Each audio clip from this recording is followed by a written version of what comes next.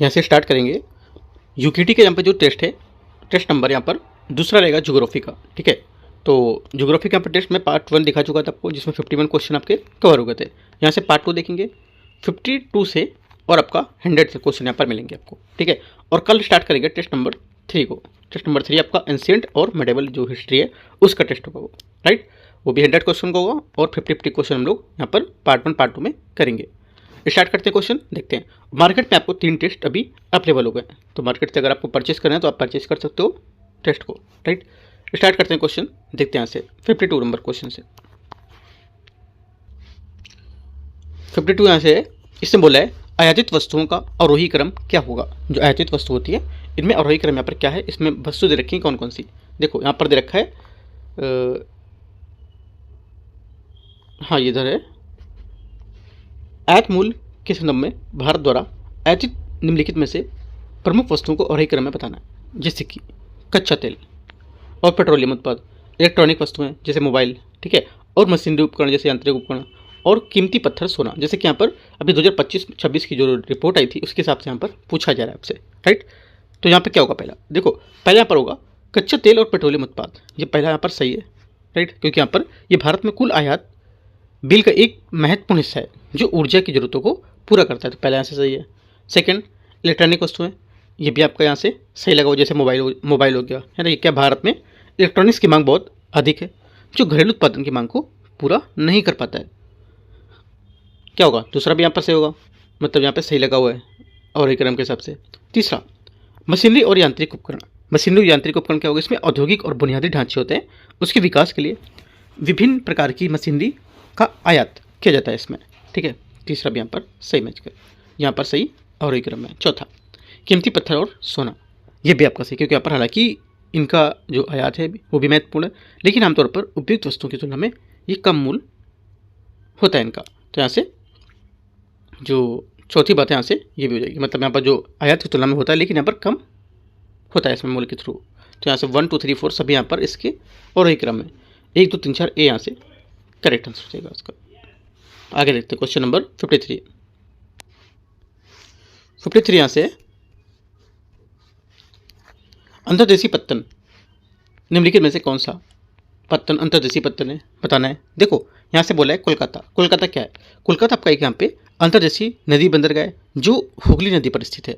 इसे समुद्र तक पहुँचने में यहाँ पर जो नदी है उसका मार्ग का उपयोग करना पड़ता है। पहली बात क्या होगी, पहली बात यहाँ से करेक्ट है।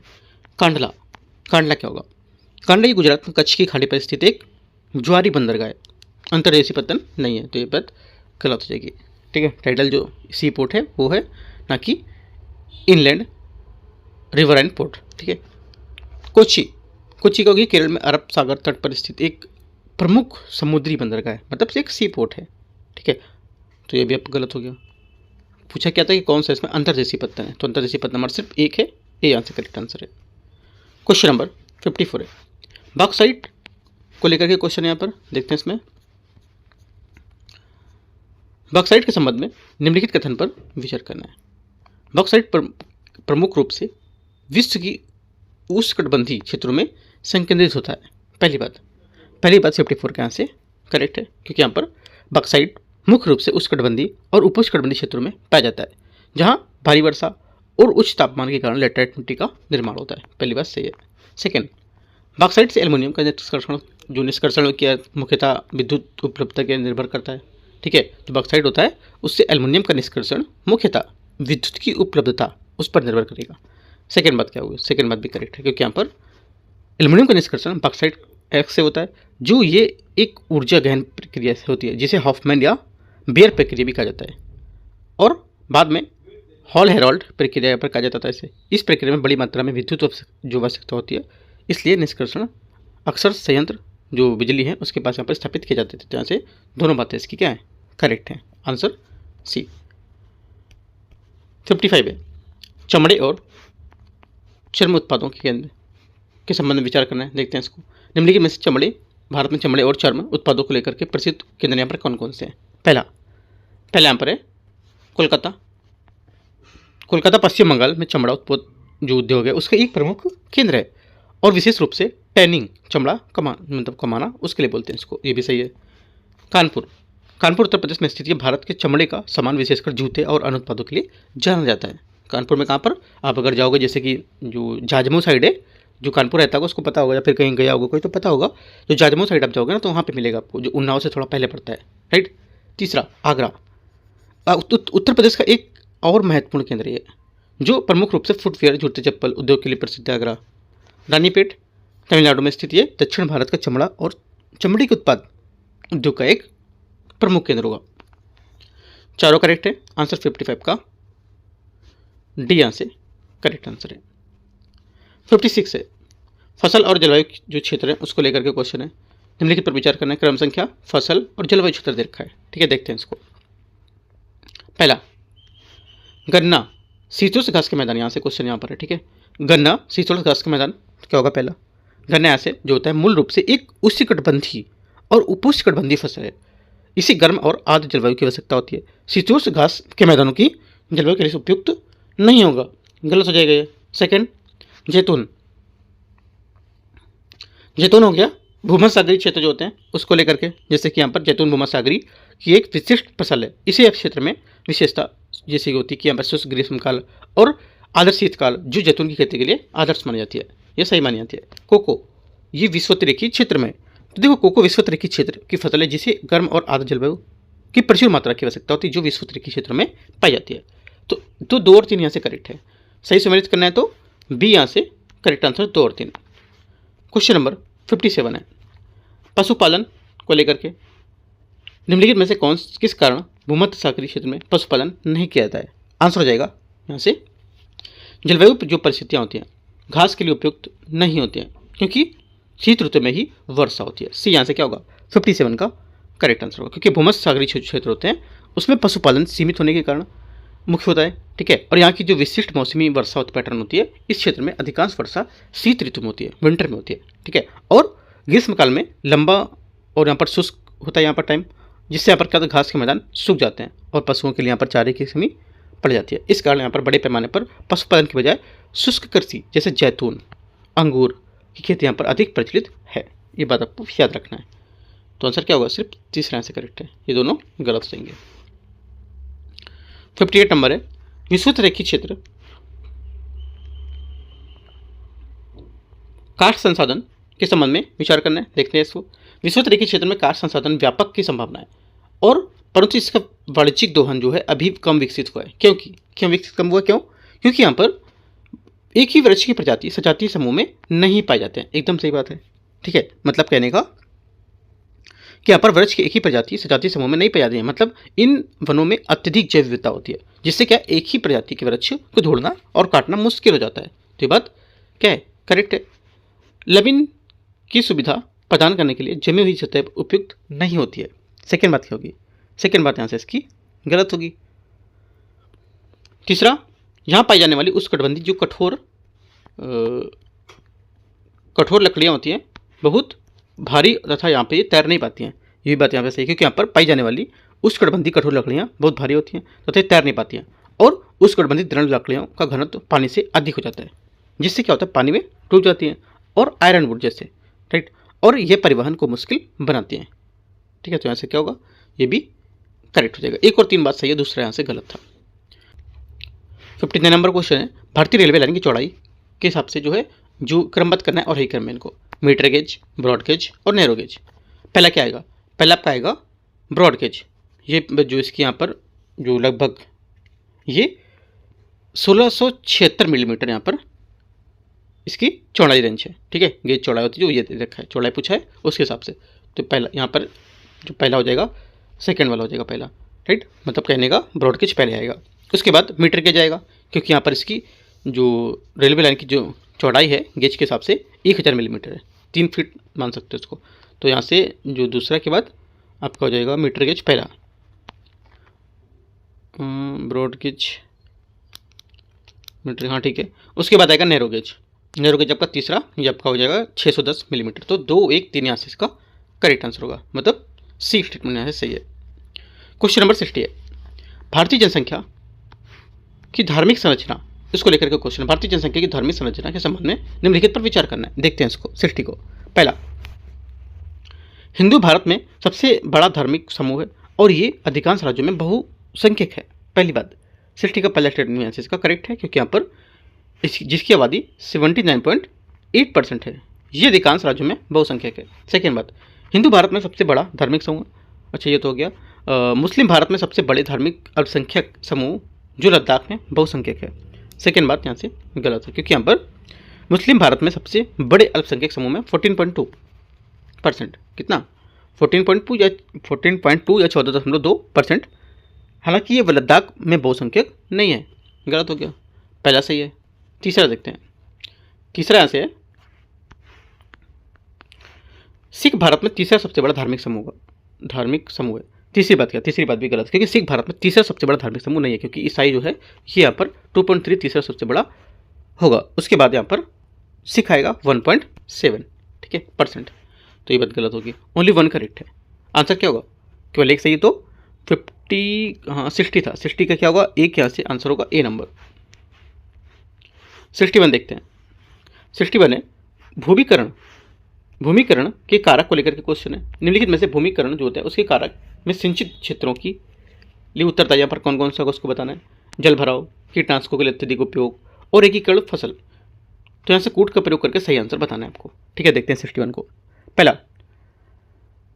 पहला बोला है जल भराव। जल भराव ऐसे क्या है, सही होगा, क्योंकि सिंचित क्षेत्रों में जल भराव मृदा के जो लवणीकरण होते हैं उसमें क्षारीकरण का एक प्रमुख कारण होता है, जिससे क्या है, भूमि का निम्नीकरण होता है। पहली बात सही है।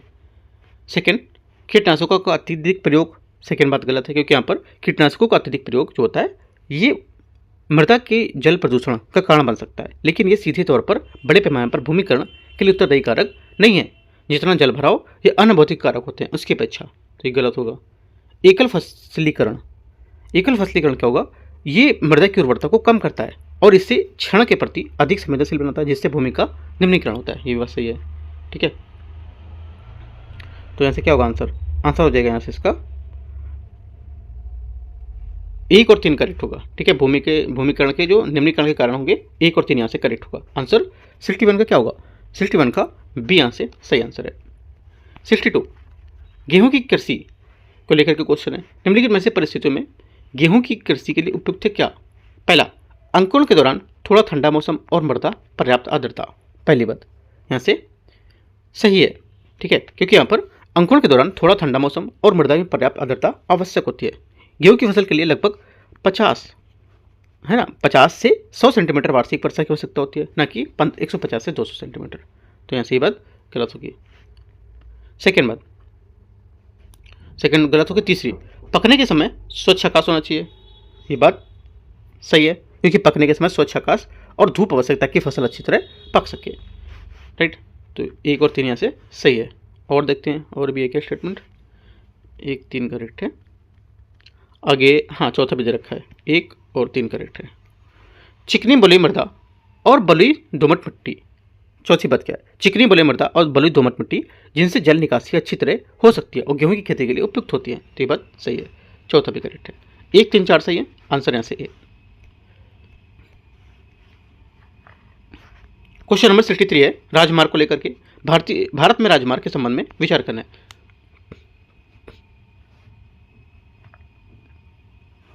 उत्तर दक्षिण गलियारे का उद्देश्य जम्मू कश्मीर की जो श्रीनगर है उसके तमिलनाडु के कन्याकुमारी से जोड़ना होता है। पहला क्या होगा, 63 का पहला स्टेटमेंट यहाँ से करेक्ट है। पूर्व पश्चिम गलियारे की पूर्वी और पश्चिमी सीमा क्रमशः गुवाहाटी और गांधीनगर है। सेकेंड बात यहाँ से गलत, क्योंकि यहाँ पर पूर्व पश्चिम गलियारे की पूर्व सीमा असम सिलचर है और पश्चिमी सीमा गुजरात पोरबंदर होगी। गुवाहाटी और गांधीनगर गलत स्थान है, ठीक है, याद रखना है, इंपॉर्टेंट है क्वेश्चन। सिर्फ एक बात करेक्ट है, आंसर यहाँ से ए करेक्ट हो जाएगा 63 का। 64 है पेट्रो रसायन उद्योग जो है उसके बारे में क्वेश्चन है, विचार करना। देखते हैं इसको।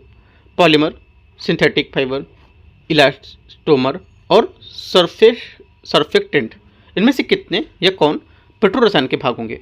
जो पेट्रो रसायन के भाग इनमें से आंसर हो जाएगा 64 का करेक्ट आंसर। एक तो पहला पॉलीमर, ठीक है, बात सही है, क्योंकि यहाँ पॉलीमर जैसे प्लास्टिक जो पेट्रो रसायन से बनते हैं। सेकेंड सिंथेटिक फाइबर, ये भी आपका करेक्ट होगा। सिंथेटिक फाइबर जैसे नायलॉन, पॉलिस्टर पेट्रो रसायन के आधारित होते हैं इस पर, ठीक है। इलास्टोमर सिंथेटिक रबर भी पेट्रोलियम रसायन उत्पाद हैं। और सर्फेक्टेंट, ये जैसे डिटर्जेंट में उपयोग होने वाले निर्माण के लिए पेट्रोल रसायन का उपयोग किया जाता है। चारों बातें सही है।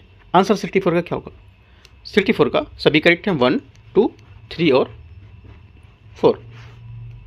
65 है, पूर्वी तट पत्तन के संबंध में विचार करना। देखते हैं इसको। भारत में पत्तन जो है पूर्वी तट पर अवस्थित है। कौन कौन से? भारत के पूर्वी तट पर कौन कौन से पत्तन अवस्थित है? पारादीप, काकीनाडा, नागपट्टिनम और कांडला। आंसर हो जाएगा, एक तो देखो पहला भारत के पूर्व तट पर स्थित, यहाँ पर एक तो पहला है पारादीप, ये पत्तन उड़ीसा राज्य में स्थित है और पूर्वी तट पर है। सही है। काकीनाडा, काकीनाडा आपका यहाँ पर आंध्र प्रदेश राज्य में स्थित है और पूर्वी तट पर स्थित है। सही है। नागपट्टिनम, नागपट्टिनम तमिलनाडु में राज्य में स्थित है और यह पूर्वी तट पर स्थित है। बात सही है। कांडला, कांडला गुजरात में स्थित है जो कि यहाँ पर पश्चिमी तट पर स्थित है। ये बात गलत हो जाएगी। 3 बातें सही है, 1, 2, 3। आंसर क्या होगा? 65 का करेक्ट आंसर। पूर्वी तट के हिसाब से पूछा है तो 81 करेक्ट है। क्वेश्चन नंबर 66 है, परमाणु ऊर्जा संयंत्र के लेकर के क्वेश्चन है। क्रम संख्या, परमाणु ऊर्जा संयंत्र और स्थान। देखते हैं इसको। पहला, काकरापार परमाणु ऊर्जा संयंत्र किधर है? गुजरात में स्थित है। ठीक है, तमिलनाडु में नहीं है, गलत हो गया। कल्पक्रम, कल्पक्रम पर तमिलनाडु राज्य में स्थित है, कर्नाटक में नहीं है। नरोरा उत्तर प्रदेश में। सिर्फ एक बात करेक्ट है तो आंसर क्या होगा? आंसर यहाँ से हो जाएगा, केवल 3 बातें आंसर करेक्ट है, तीसरी वाली 66 में। राइट, तो आंसर क्या होगा? आंसर यहाँ से सी स्टेटमेंट सही है। 67 है, खनन के तरीके लेकर यहाँ पर विचार करना है। देखते हैं इसको। विवृत खनन सतह के निकट स्थित प्रभावकारी अयस्कों के लिए होता है। मतलब जो कहने का कि विवृत जो खनन होता है सतह के निकट स्थित प्रभावकारी अयस्कों के लिए होता है। पहला क्या होगा? 67 का पहला स्टेटमेंट यहाँ से इसका करेक्ट है, क्योंकि यहाँ पर जो विवृत खनन है ये वास्तव में सतह के पास स्थित अयस्कों के लिए उपयोग किया जाता है, क्योंकि यहाँ पर अधिक प्रभावी बनाता है। सेकेंड, अधिकांश खदानें विवृत खनन वाली खदानें होती हैं। सेकेंड बात यहाँ से क्या होगी? सही है, क्योंकि यहाँ पर अधिकांश खदानें खुली खदानें होती हैं, क्योंकि ये अक्सर सस्ता और आसान होता है। ये अयस्क सतह के करीब होती हैं। भूमिगत खनन विवृत खनन की अपेक्षा सुरक्षित होती हैं। तीसरी बात क्या होगी? तीसरी बात भी सही है, क्योंकि यहाँ पर जो भूमिगत खनन है इसमें सुरक्षा आर्थिक उपाय होते हैं सुरक्षा के, लेकिन यहाँ पर जिससे क्या होता है ये विवृत खनन की तुलना में सुरक्षित भी होता है और हालांकि इसमें अन्य प्रकार के जोखिम पाए जाते हैं। तीनों बातें यहाँ से करेक्ट। देखो की पॉइंट आपको नोट कर लेना, ये सब जो इंपॉर्टेंट पॉइंट है ना, कैसे कैसे यहाँ पर इसके इंपॉर्टेंट है तो आपको एक बात नोट करना है। आप सिर्फ सुनते जाओगे देखते जाओगे तो पेपर के टाइम आप सब गलत करके आओगे, सब मिक्स कर दोगे एक दूसरे में। इसका इसमें मारोगे, इसका इसमें मारोगे, है ना, और हम लास्ट में बोलोगे कि मैं पढ़ के तो गया था लेकिन गलत हो गया। तो क्या अगर सिंपल अच्छा सा तैयारी करना चाहते हो तो आप जो स्टेटमेंट कुछ होते हैं आपको कॉपी पेन लेके बैठना है। ये टेस्ट अगर देखते हो तो वहाँ पे कीवर्ड आपको लिखने चाहिए। जैसे कि आप यूकेटी का टेस्ट नंबर 2 चल रहा है, ठीक है, आपको पेज बनाना है यूकेटी टेस्ट नंबर 2 में क्या क्या की पॉइंट थे उसके, वो पढ़ना है, कौन से क्वेश्चन में थे। ठीक है, अगर मान लो पेपर तक आप भूलते हो तो क्वेश्चन नंबर भी लिख लो, बाद में क्वेश्चन आप देख पाओ कि यहाँ के इस क्वेश्चन में क्या था। ये एक तैयारी करने का अच्छा तरीका है। बाकी ये नहीं कि आप काम कर रहे हो चलता जा रहा है, सुनते जाओ, कुछ टाइम बाद जब पेपर आएगा मई में वो आप देखोगे कि सब माइंड से निकल गया। ठीक है, तो इस वजह से एक पेज लेके करते रहो इसको। आगे देखते हैं 67 का आंसर क्या था। यहाँ से सभी करेक्ट थे। बी। 68 है, कृषि को कमजोर बनाने वाले कारक, इस पर क्वेश्चन है। निम्नलिखित में से कौन से कारक भारत में कृषि को आवश्यक बनाते हैं, कृषि के लिए आवश्यक बनाते हैं? इस देखते हैं इसको। सूखा पर्वत क्षेत्र, मानसून में अंतराल और फसलों की उच्च उपज वाली किस्मों का उपयोग। आंसर हो जाएगा 68 का एक तो पहला सूखा पर्वत क्षेत्र। सूखा पर्वत क्षेत्र भारत में कई सूखे पर्वत क्षेत्र हैं जिससे यहाँ पर कृषि उपज पर नकारात्मक प्रभाव पड़ता है। पहली बात सही है। सेकंड, मानसून में अंतराल, सेकंड बात भी करेक्ट है, क्योंकि मानसून की अनियमितता और अंतराल फसलों को नुकसान पहुंचाता है। तीसरी बात, फसलों की उच्च उपज वाली किस्मों का उपयोग, तीसरी बात यहाँ से गलत है, क्योंकि यहाँ पर फसलों की उच्च उपज वाली किस्मों का उपयोग ये एक सकारात्मक कारक है जो कृषि को मजबूत बनाता है, ना कि कमजोर। ये बात गलत होगी। आंसर ओनली 1 2 करेक्ट है, तो ये यहाँ से करेक्ट आंसर है। क्वेश्चन नंबर 69 देखते हैं। समृद्धि विकास को लेकर के क्वेश्चन है। समृद्धि और विकास के संबंध में विचार करना है। समृद्धि मात्रात्मक अवधारणा है जबकि विकास एक गुणात्मक अवधारणा है। पहली बात क्या होगी? 69 का पहला स्टेटमेंट यहाँ से करेक्ट होगा। ठीक है, सही है, क्योंकि यहाँ पर जो समृद्धि है ये मुख्य रूप से मापने योग्य यहाँ पर परिवर्तन संबंधित होती है, जैसे सकल घरेलू उत्पाद में वृद्धि, इसलिए यहाँ पर ये एक मात्रात्मक अवधारणा है। और विकास के जीवन में गुणवत्ता, शिक्षा, स्वास्थ्य और समानता जैसे जो गैर मात्रात्मक पहलू होते हैं उसमें शामिल होते हैं, जो एक गुणात्मक अवधारणा को बताता है। समृद्धि मूल्य धनात्मक है जबकि विकास मूल्य तटस्थ होता है। सेकेंड बात क्या होगी, देखो समृद्धि मूल्य धनात्मक होता है, ठीक है, जिसका अर्थ होता है कि आमतौर पर वृद्धि को दर्शाते रहना, और विकास मूल्य तटस्थ होता है क्योंकि यहाँ पर ये केवल प्रक्रिया का वर्णन करता है, जरूरी नहीं कि वह हमेशा अच्छा ही हो। उदाहरण के लिए कुछ प्रकार के जो विकास हैं वो पर्यावरण को नुकसान भी कर सकते हैं, ठीक है, इंपॉर्टेंट बात है, याद रखना है।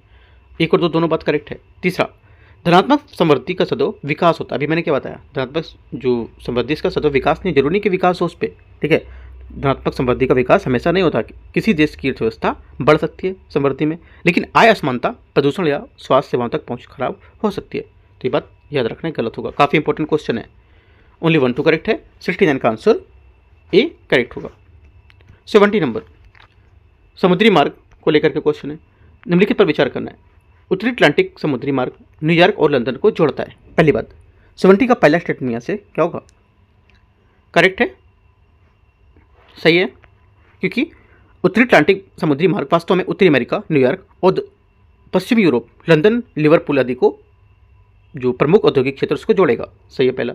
सेकेंड, इसी बृहद ट्रैक रूट के रूप में भी जाना जाता है। सेकेंड बात भी यहाँ से सही है, क्योंकि यहाँ पर यह विश्व के सबसे व्यस्तम और महत्वपूर्ण समुद्री व्यापार मार्ग है और इसकी अत्यधिक जो व्यस्तता है इसके कारण से बृहद ट्रैक रूट के रूप में भी जानते हैं।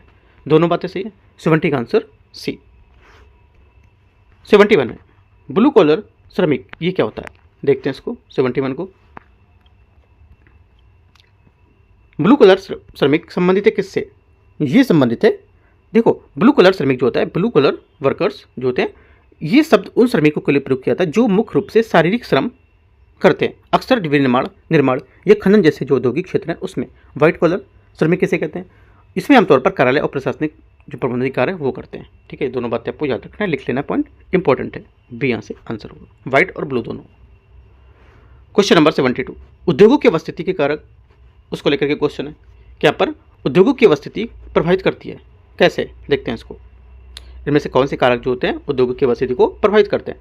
72, देखो जो भी यहाँ पर क्वेश्चन दिए हैं, जैसे यहाँ पर ये क्वेश्चन दिया उद्योगों की प्रभावित करने, तो यहाँ पर ऊपर टॉपिक भी दे दिया मैंने कि किस टॉपिक पे क्वेश्चन है। जैसे मान लो टॉपिक लिखना चाहते हो कि मुझे इस टॉपिक पर प्रैक्टिस करनी, तो मैंने ऊपर ही टॉपिक दे दिए, सब टॉपिक हैं 72 में। जैसे टॉपिक है ना, ऊपर जैसे यहाँ पर टॉपिक था समुद्री मार्ग, एक टॉपिक था, राइट, तो ऊपर ये टॉपिक है, नीचे क्वेश्चन यहाँ से स्टार्ट होता है, राइट। तो ये थोड़ा सा मैंने चीज़ें इसमें अच्छी की है कि यहाँ फिर आपको एक टॉपिक समझ में आ जाए कहाँ से क्वेश्चन पूछा जा रहा है, राइट, तो आप उस चीज़ को अच्छे से कवर कर पाओ।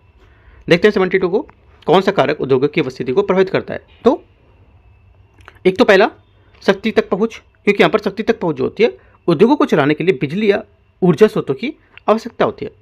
श्रम की उपलब्धता क्या होती है, जैसे कि उद्योगों को चलाने के लिए कुशल और यहाँ पर सस्ते श्रमिक आवश्यकता होती है उनकी। और औद्योगिक नीतियाँ, सरकारी नीतियाँ, कर प्रोत्साहन और यहाँ पर विशेष आर्थिक जोन होते हैं जो स्पेशल इकोनॉमिक जोन उद्योगों की स्थापना को प्रभावित करते हैं।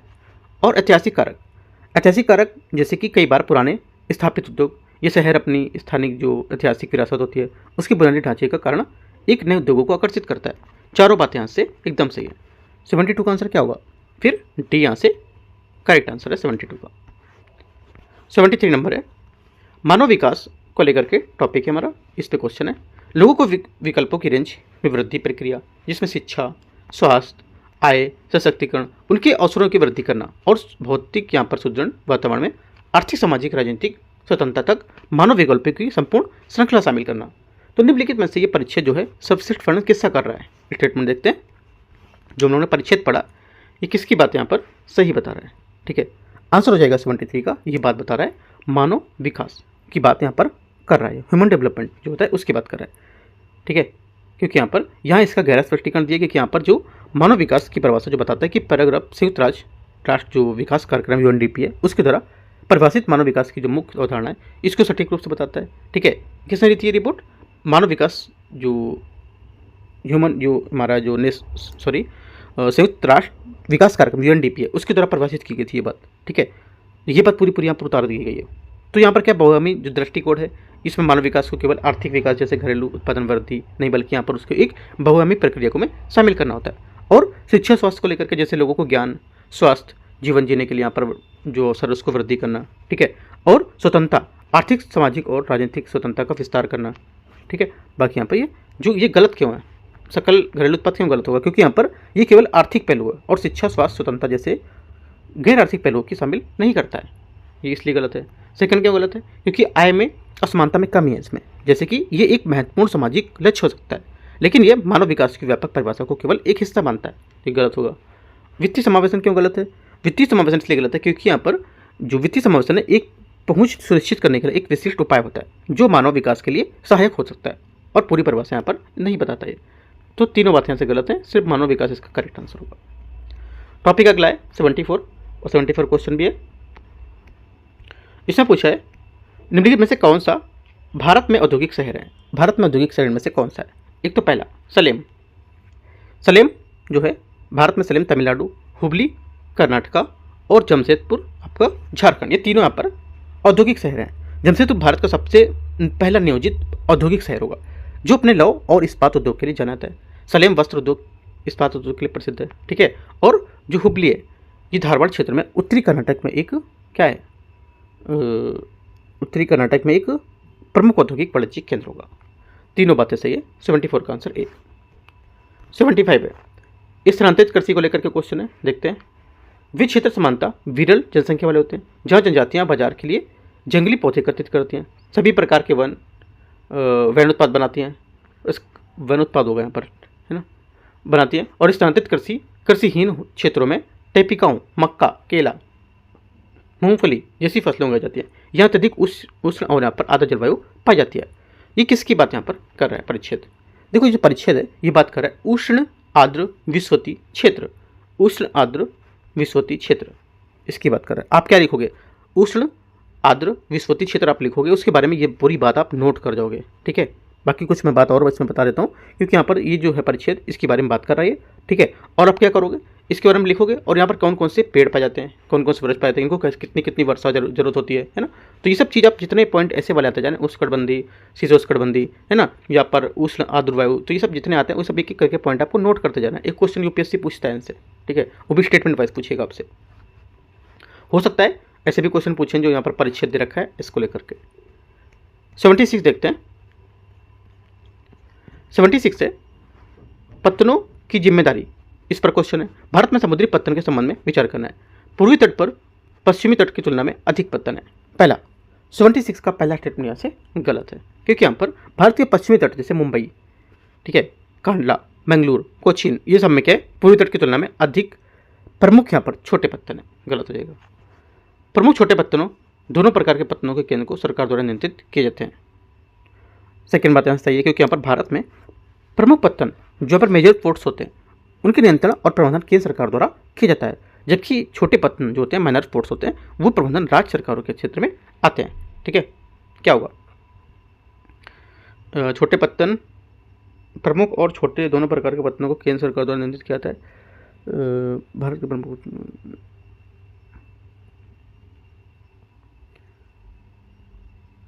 छोटे पत्तन का प्रबंधन, देखो यहाँ पर इसमें बोला है कि नियंत्रण किस, यहाँ पे पूछे, देखो यहाँ पे या स्टेटमेंट ध्यान से पढ़ना है। जो प्रमुख यहाँ पे छोटे जो पत्तन होते हैं या बड़े पत्तन हो, दोनों का यहाँ पर जो नियंत्रण पूछा है, दोनों का नियंत्रण किसके पास होता है, केंद्र सरकार के पास होता है। लेकिन अगर पूछेगा कि छोटे, यहाँ पे बोलता अगर कि छोटे पत्तन का जो प्रबंधन है वो किसको द्वारा किया जाएगा, वो राज्य सरकार के द्वारा किया जाएगा। इस वजह से यहाँ पर सही है क्वेश्चन। आप सोचोगे कि छोटे पत्तन हैं तो यहाँ पर गलत होगा, नियंत्रण राज्य सरकार करता है, गलत है, नियंत्रण केंद्र सरकार ही करेगा। लेकिन यहाँ पर अगर पूछता कि प्रबंधन कौन करेगा तो प्रबंधन यहाँ पर इसका छोटे वाले का राज्य सरकार करेगा, ठीक है। तो ये बात इसकी सही होगी हमारी, ठीक है, क्योंकि यहाँ पर सही बात दे रहा है, नियंत्रित करने का बोला है तो दोनों को नियंत्रित जो करेगा नियंत्रण वो केंद्र सरकार ही करेगी, राइट। तो पहली वाली गलत थी, आंसर क्या होगा 76 का करेक्ट आंसर यहाँ से 2 सही है। की पॉइंट है एकदम यहाँ पर नियंत्रित, ये याद रखना है, लिख भी लेना है आपको अगर कुछ डाउट है तो। 77 है खाद्य संग्रह को लेकर के क्वेश्चन है। पौधे और पालतू पशुओं बनाना बिना पशुओं के शिकार वन पदार्थ प्राप्त करने के लिए और मत्स्य पर आधारित जीवन निर्वाह को जाना जाता है क्या, इसको जानते हैं यहाँ पर खाद्य, इसको जानते हैं खाद्य संग्रह मतलब फार्मिंग, हाँ फार्मिंग इसका करेक्ट होगा क्योंकि जो पौधे हैं और पशुओं को पालतू बनाना और बिना पशुओं के शिकार और वन पदार्थों को यहाँ पर प्राप्त करके मत्स्य आधारित जीवन निर्वाह करना फार्मिंग या फार्मिंग कृषि इसको कहा जाता है, ठीक है। यह मानव सभ्यता के विकास के लिए यहाँ पर एक महत्वपूर्ण चरण था जिसने स्थायी जीवन शैली की नींव रखी थी, राइट। तो आंसर क्या होगा, बी करेक्ट है। क्वेश्चन नंबर 78 है शुष्क भूमि कृषि को लेकर के, शुष्क भूमि कृषि के संबंध में विचार करना है। ये बाढ़ और मृदा अपरदन के खतरों को सुभेद क्षेत्रों में प्रचलित होती है। पहला गलत है, क्योंकि यहाँ पर यह बाढ़ प्रबल क्षेत्रों में प्रचलित नहीं है, बल्कि उन क्षेत्रों में जहाँ पानी की कमी होती है, उसी कारण नमी की संरक्षण आवश्यकता होती है। इन क्षेत्रों में वायु द्वारा मृदा अपरदन का खतरा होता है। पहला गलत। सेकेंड, दूसरी बात है, जूट और दालें एक ही फसलें जिन्हें शुष्क भूमि कृषि के अंतर्गत उगाया जाता है। सेकेंड बात भी यहाँ से गलत होगा, क्योंकि यहाँ पर जूट एक जल प्रधान फसल है, ठीक है, जिसे यहाँ पर शुष्क भूमि कृषि के अंतर्गत नहीं उगाया सकता है, और दालें शुष्क भूमि कृषि के अंदर उगाई जा सकती हैं, लेकिन जूट नहीं। ये बात गलत होगा। दोनों बातें गलत हैं। आंसर क्या होगा? आंसर हो जाएगा इसका 78 का ना तो 1 और ना ही 2, डी। 79 कृषि योग्य भूमि जो है उसके लेकर के क्वेश्चन यहाँ पर है, देखते हैं इसमें। निम्नलिखित में से कौन यहाँ पर है कृषि योग्य भूमि का श्रेणी का परिभाषित करता है इसमें, ठीक है, कृषि योग्य भूमि को इनमें से कौन परिभाषित करता है? सही आंसर हो जाएगा 79 का। देखो यहाँ पर जो ऐसी भूमि जो पिछले 5 वर्षों तक या अधिक समय तक पड़ती या कृषि रहित होती है उसको यहाँ पर बोलेंगे, डी यहाँ पे होगा इसका, ठीक है। और जिसे प्रचलित जो प्रौद्योगिकी है उसकी सहायता में कृषि योग्य बना जा सकता है, ठीक है। क्रम से यहाँ पर जो सी स्टेटमेंट है वो बताता है, जो वर्तमान प्रगति को लेकर के परिभाषित कर रहा है। तो यहाँ पर जो करेक्ट स्टेटमेंट होगा वो डी यहाँ से इसका सही बात बता रहा है, ठीक है। कृषि योग्य भूमि है ये इसको परिभाषित कर रहा है, डी स्टेटमेंट सही आंसर है इसका। क्वेश्चन नंबर 80 है, शहरी क्षेत्रों की परिभाषा को लेकर के यहाँ पर क्वेश्चन है। शहरी क्षेत्रों को परिभाषित करने के लिए भारत में किन मानदंडों का उपयोग या किन मानदंडों का उपयोग किया जा सकता है, ठीक है, देखते हैं इसको। पहला, नगर पालिका निगम, छावनी बोर्ड, कंटोनमेंट बोर्ड या सूचित नगरीय क्षेत्र नोटिफाइड टाउन एरिया कमेटी स्थापित हो। पहली बात यहाँ से सही है। सेकेंड, न्यूनतम जनसंख्या 10,000 होनी चाहिए, राइट। सेकेंड बात क्या होगी? सेकेंड बात यहाँ से गलत है, क्योंकि यहाँ पर न्यूनतम जनसंख्या 5,000 होनी चाहिए, 10,000 नहीं, ठीक है, ये बात गलत हो जाएगी। तीसरा, जनसंख्या घनत्व कम से कम 400 प्रति व्यक्ति वर्ग किलोमीटर हो, ये बात यहाँ से सही है। एक और 3 बात सही है। आंसर क्या होगा? 80 नंबर का जो आंसर है 80 नंबर का क्वेश्चन का, ये 1 और 3 ए यहाँ से करेक्ट है। थोड़ा सा मिस्टेक हो रहा था तो मैंने अलग से इसको लिख दिया 1 और 3 ए, ठीक है। क्वेश्चन नंबर 81 है, स्वेज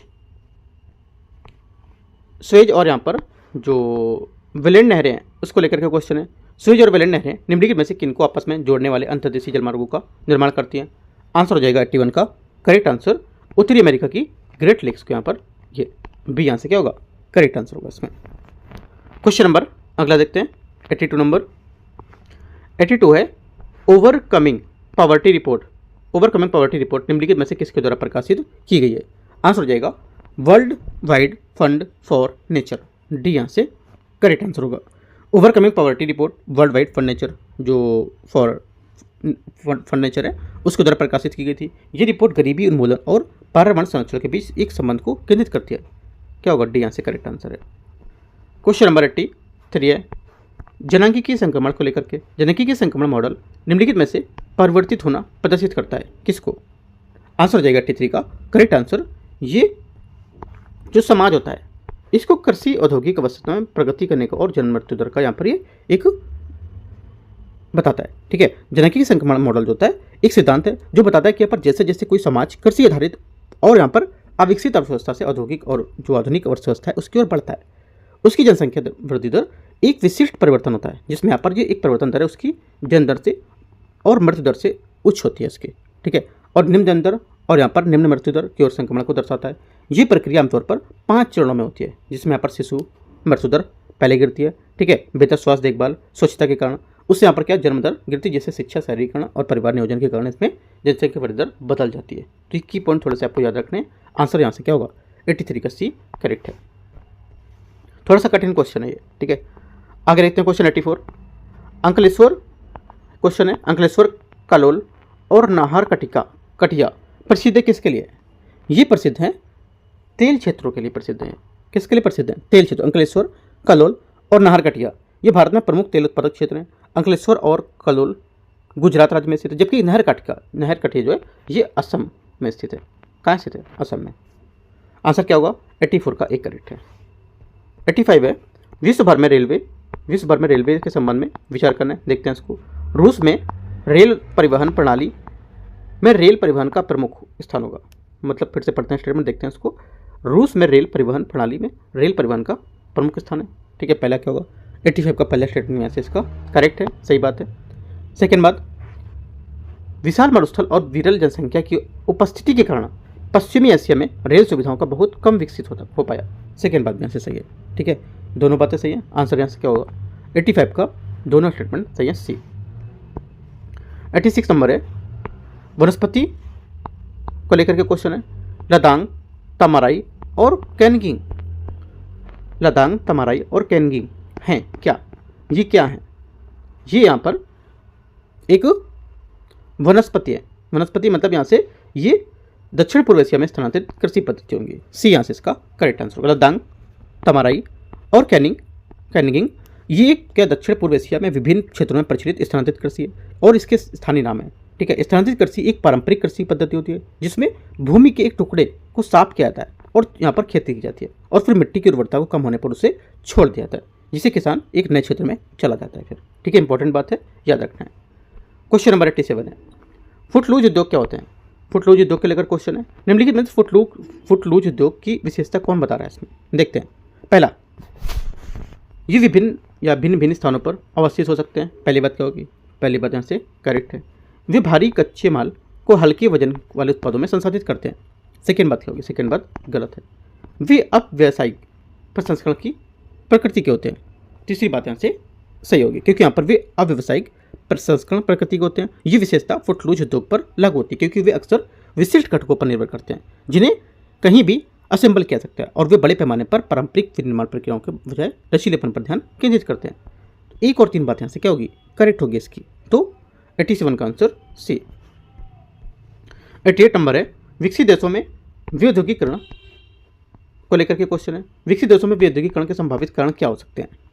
इसके देखो संभावित कारण हो सकते हैं, पहला सेवा क्षेत्रों में नौकरी की वरीयता, ठीक है, और नई मशीनरी निवेश में कमी हो सकती है, ठीक है, जैसे कि यहाँ पर पुरानी मशीनों तकनीकों का पर्याप्त निवेश करना। घरेलू उद्योग में कम प्रतिस्पर्धी हो जाता है जिससे क्या उत्पादन जो होता है अत्यंत स्थानांतरित हो जाता है। तीसरा, उभरती अर्थव्यवस्था में प्रतिस्पर्धा, ये भी यहाँ पर सही होगा क्योंकि यहाँ पर उभरती जो अर्थव्यवस्था है उसमें प्रतिस्पर्धा, जैसे चीन, भारत जैसी उभरती अर्थव्यवस्था में कम लागत वाले विनिर्माण ने विकसित देशों को उद्योग को बाहर कर दिया है जिससे यहाँ पर घरेलू विनिर्माण में गिरावट आई है। तो तीनों बातें यहाँ से क्या होंगी, विद्युतीकरण के लिए यहाँ पर कारण हो सकते हैं, तीनों पॉइंट इंपॉर्टेंट है। Answer A. आगे देखते हैं क्वेश्चन 88 नंबर हो गया। 89 नंबर, वर्षा का जल संचयन है उसको लेकर के क्वेश्चन है, देखते हैं। वर्षा का जल संचयन का परिणाम क्या होता है। पहली बात हो जाएगी यहाँ से, ये भूजल स्तर जो होता है, भूजल या जल भर का पुनर्भरण होता है। पहली बात यहाँ पर करेक्ट होगा, ठीक है। भूजल या जल भर जो होता है इसको बोलते हैं एक्वीफर्स। इसका पुनर्भरण वर्षा जल को सीधे जमीन या टैंकों में संग्रहित करने के लिए यहाँ पर इससे भूजल स्तर को रिचार्ज करने में मदद मिलती है। पहला हो गया सही। दूसरा, भूजल गुणवत्ता में क्या होता है, सुधार करना होता है, ठीक है। तो यहाँ पर सेकंड बात क्या होगी, सेकंड बात भी इसका करेक्ट होगा क्योंकि यहाँ पर भूजल गुणवत्ता में सुधार करना, ये प्रदूषकों को एक प्रवेश को कम करके यहाँ पर भूजल गुणवत्ता को बेहतर बनाने में मदद करता है। तीसरी बात है, तटीय क्षेत्रों में लवणीय जो जल है उसमें अतिक्रमण वृद्धि। तीसरी बात यहाँ से ये गलत होगी क्योंकि यहाँ पर जो तटीय क्षेत्रों में लवणी जो होती है, जल में अतिक्रमण वृद्धि जो होती कमी होती है, इसमें भूजल स्तर को बढ़ने से समुद्र के खारे पानी को अंतर्देशीय क्षेत्रों में प्रवेश करने के लिए रोका जा सकता है। तो ये बात गलत होगी, ठीक है, जो यहाँ पर ये स्टेटमेंट गलत होगा फिर, ठीक है। तो 1 2 बात करेक्ट है, आंसर क्या होगा, सिर्फ दो बातें यहाँ से 89 की सही है, 1 और 2। आगे देखते हैं क्वेश्चन नंबर 90 को। 90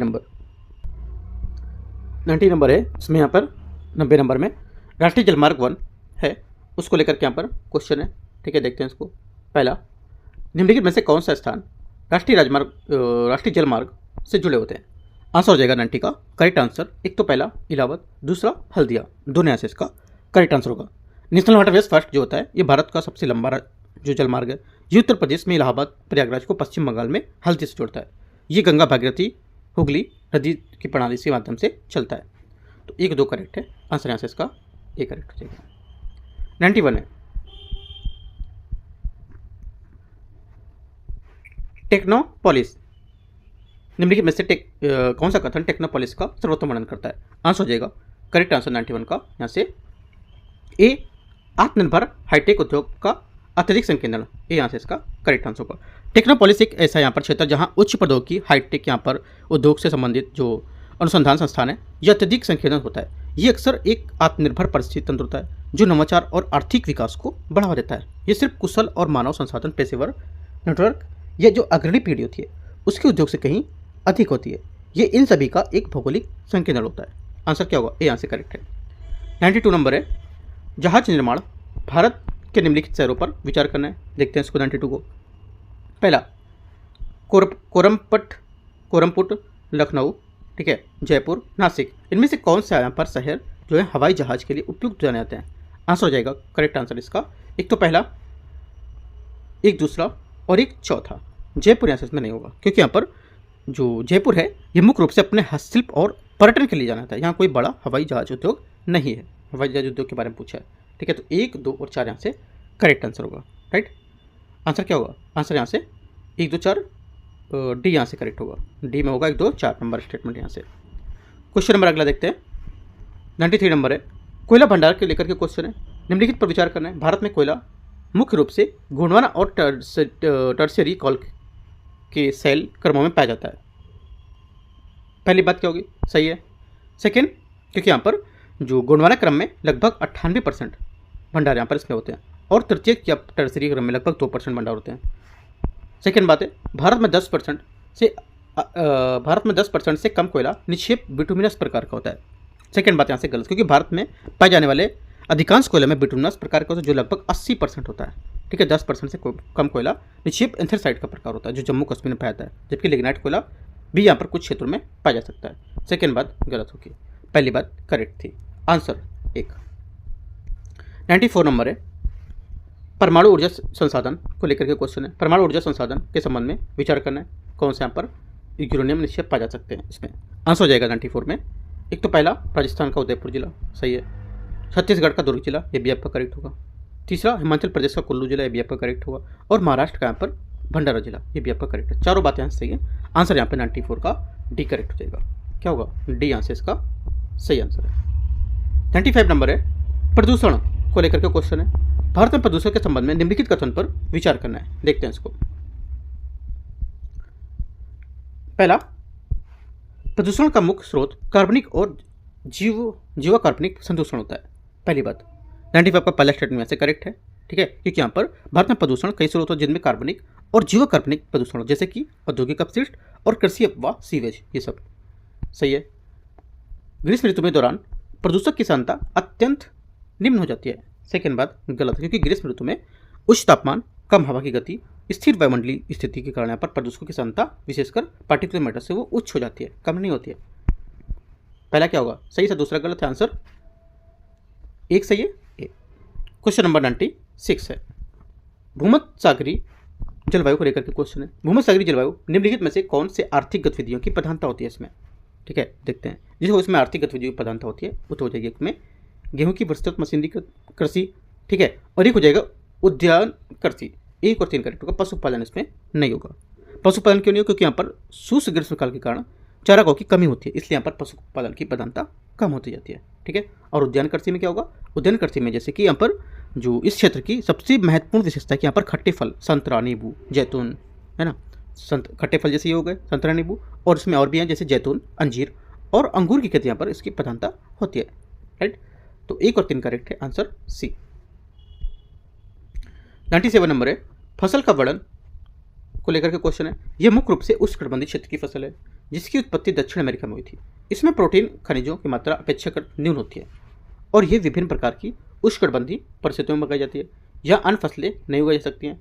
इसके अतिरिक्त ये खाद्य फसलों को प्रभावित करने वाले अधिकांश कीटों को अपेक्षाकृत कम प्रतिरोधी करते हैं, ठीक है। तो ये किसकी बात कर रहा है? ये 97 में किस परिच्छेद की बात कर रहा है? आंसर हो जाएगा करेक्ट आंसर, फसल का वर्णन कर रहा है ये कसावा, ठीक है। कसावा क्या होगा? यहाँ से करेक्ट आंसर होगा। राइट, कसावा क्या है? टेपियोका एक उष्णकटिबंधीय फसल है जो दिए गए यहाँ पर सभी मानदंडों को पूरा कर रही है। इसकी उत्पत्ति की जरूरत थी उष्णकटिबंधीय जो क्षेत्र हैं उसमें और दक्षिण अमेरिकी उष्णकटिबंधीय क्षेत्रों में, ठीक है। पोषक तत्व में क्या क्या होते हैं? इसमें मुख्य रूप से स्टार्च होता है, प्रोटीन व खनिज की मात्रा में देखा जाता है, ठीक है। और यहाँ पर कीट प्रतिरोध जो होते हैं इसमें प्रतिरोधक क्षमता को कीट प्रतिरोधक अपनी प्राकृतिक प्रतिरोधक क्षमता के लिए जाने जाते हैं। इसे खाद्य फसलों में प्रभावित करने वाले कुछ कीट भी इसमें प्रतिरोध अपना बनाते हैं। तो कसावा इसका आंसर सही होगा। आलू, चुकंदर समशीतोष्ण जलवायु की फसलें, ना कि मुख्य रूप से उष्णकटिबंधीय, ठीक है, ये गलत हो जाएगा। प्याज भी मुख्य रूप से समशीतोष्ण जलवायु में उगाया जाता है और इसकी कीट प्रतिरोधक क्षमता कसावा जितनी विशिष्ट नहीं होती है। ये तीनों गलत है। क्वेश्चन नंबर अगला है 98 नंबर। ट्रक फार्मिंग ये क्या होती है? ट्रक फार्मिंग का संबंध विचार करना है, देखते हैं। इसमें ट्रकों पर खाद्य फसलों को उगाना सम्मिलित है, जिन्हें निश्चित रूप से क्षेत्रों में पहुंचा जाता है, निश्चित क्षेत्रों में पहुंचा जाता है। पहली बात यहाँ से गलत है, क्योंकि यहाँ पर इसमें ट्रकों पर फसलें नहीं उगाई जाती हैं, बल्कि यहाँ पर ट्रकों को उपयोग करके उन्हें बाजार तक पहुंचाने के लिए उपयोग करते हैं। इसको बोलते हैं ट्रक फार्मिंग, ठीक है। सेकेंड, ऐसे ही क्षेत्रों में कृषि की जाती है जहाँ विशिष्ट रूप से केवल सब्जियों की कृषि की जाती है। सेकेंड बात सही है, क्योंकि यहाँ पर विशिष्ट रूप से सब्जियों और अन्य जल्दी खराब होने वाली फसलों का उपयोग करते हैं, उस पर केंद्रित होती है, जल्दी जल्दी भेजना, ठीक है, ट्रकों से। तो ये बात इसकी सही होगी, पहली वाली बात गलत होगी। आंसर केवल 2, बी। 99 नंबर। कृषि को लेकर के क्वेश्चन है, देखते हैं इसमें। भारत में कृषि के संबंध में निम्नलिखित पर विचार करना है। सकल बोया गया क्षेत्र वह क्षेत्र होता है जिस पर वर्ष में एक बार बुआई और कटाई की जाती है। पहली बात 99 का गलत है, क्योंकि यहाँ पर सकल बोया गया क्षेत्र जो होता है, ग्रॉस क्रॉप्ड एरिया जिसको बोलते हैं, ये वर्ष में एक बार अधिक बो जाता है, एक बार से अधिक बो सकते हो, ठीक है, और उस क्षेत्र को भी शामिल करेगा, अर्थात एक ही भूमि पर 2 या 3 फसलें कर सकते हो। पहली बात गलत है। सेकेंड है निवल बोया गया क्षेत्र, भूमि का वह भौतिक विस्तार जिस पर फसलों की बुआई और कटाई की जाती है। सेकेंड बात भी सही है, पहली बात गलत थी, सेकेंड सही है। आंसर क्या होगा? केवल 2, तो बी बात यहाँ से करेक्ट है। लास्ट क्वेश्चन है 100 नंबर। उपग्रह प्रणाली को लेकर के क्वेश्चन है, देखते हैं इसको। पहला क्वेश्चन क्या पूछा है? भारत में उपग्रह प्रणाली के संबंध में विचार करना है। भारतीय सुदूर संवेदनशील उपग्रह प्रणाली IRS का उपयोग प्राकृतिक संसाधन निगरानी के लिए किया जाता है। पहली बात 100 का पहला स्टेटमेंट यहाँ से करेक्ट है। भारतीय राष्ट्रीय उपग्रह प्रणाली इनसैट का उपयोग प्रसारण और दूरसंचार के लिए किया जा सकता है। सेकेंड बात यहाँ से करेक्ट है, दोनों बातें करेक्ट है। आंसर यहाँ से क्या होगा? 100 का सी यहाँ से करेक्ट आंसर है। इस टाइप से UKT अपना चैनल है, UPSC नॉलेज ट्रैक, इसका यहाँ पर टेस्ट नंबर 2 खत्म हो गया है, ठीक है, ज्योग्राफी का। अब टेस्ट स्टार्ट करेंगे कल इसको, टेस्ट नंबर 3 एंशिएंट और मेडिवल हिस्ट्री, मतलब प्राचीन भारत और मध्यकालीन भारत के कुछ क्वेश्चन इंपॉर्टेंट होंगे, वो क्वेश्चन आपको यहाँ पर कराए जाएंगे। देखो यहाँ पर मैं क्वेश्चन जो फ्रेम करा रहा हूँ, जो हमारे टॉपिक इंपॉर्टेंट है मेंस के, उस मेंस के टॉपिक से क्वेश्चन को निकाले यहाँ पर जा रहा है, ठीक है, क्योंकि यहाँ पर UPSC का जो ट्रेंड है चेंज हुआ है, मेंस के टॉपिक से ही क्वेश्चन प्रीलिम्स के निकाल रहा है, तो वो क्वेश्चन यहाँ पर निकाल के आपको पेपर बनाया जा रहा है। काफ़ी इंपॉर्टेंट क्वेश्चन है, इन सब की आप प्रैक्टिस कर सकते हो, और जो मैं क्वेश्चन बताता रहता हूँ इंपॉर्टेंट, उन क्वेश्चन को आप लिख सकते हो, इंपॉर्टेंट क्वेश्चन है जो, राइट। और जो यहाँ पर टेस्ट है, तीसरा टेस्ट चल रहा है, करीब यहाँ पर हम लोग लेके आएंगे जो 35 से 40 पेपर पूरे कराएंगे हम लोग, ठीक है। कोशिश करेंगे जितने मैक्सिमम पेपर होंगे उतने ज़्यादा चीज़ों को कवर कराएंगे हम लोग ऐड करके, इसमें एक भी चीज़ यहाँ पर पेपर में नहीं छूटेगी आपके सब्जेक्ट में। साथ ही अभी इसमें करंट अफेयर्स में कुछ पॉइंट ऐड कर रहा हूँ, जैसे कि कम से कम 2 से 3 4 क्वेश्चन 5 क्वेश्चन ऐसे ऐड कर रहा हूँ, ठीक है। क्यों ऐड कर रहा हूँ? क्योंकि यहाँ पर करंट अफेयर्स के स्पेशल अलग से पेपर लेके आएंगे, टेस्ट पेपर, जैसे कि मान लो क्या चीज़ ज्योग्राफी चल रहा है, ज्योग्राफी को लेकर करंट के क्वेश्चन ऐसे करके, ठीक है। हिस्ट्री को लेकर के जो करंट में कुछ कल्चर में न्यूज़ आई है उसके क्वेश्चन, ठीक है। पॉलिटी को लेकर करंट के क्वेश्चन, इन्वायरमेंट को लेकर करंट के क्वेश्चन, ऐसे करके आपको क्वेश्चन लेके आएंगे। और ये तो क्वेश्चन लेके आएंगे पूरे कम से कम 200-300 क्वेश्चन को लेकर के, और एक पूरा टेस्ट भी होगा, जैसे कि सिर्फ करंट अफेयर्स पे टेस्ट होगा वो आपका, जैसे पूरे जनवरी का, पूरा फरवरी का, ऐसे करके पूरा पेपर होगा वो, ठीक है। बाकी कुछ डाउट रहेगा आप नीचे कमेंट में पूछ सकते हो, और टेलीग्राम से भी जुड़ सकते हो, ठीक है। मार्केट में आप परचेस कर सकते हो, अगर आपको टेस्ट अगर चाहिए तो अवेलेबल है मार्केट में, 3 पेपर ये, राइट। अभी चौथा पेपर भी आज संडे तक वो भी आपको अवेलेबल हो जाएगा, चौथा पेपर भी, ठीक है। एंड करते हैं यहाँ से इसको। All the best, thank you.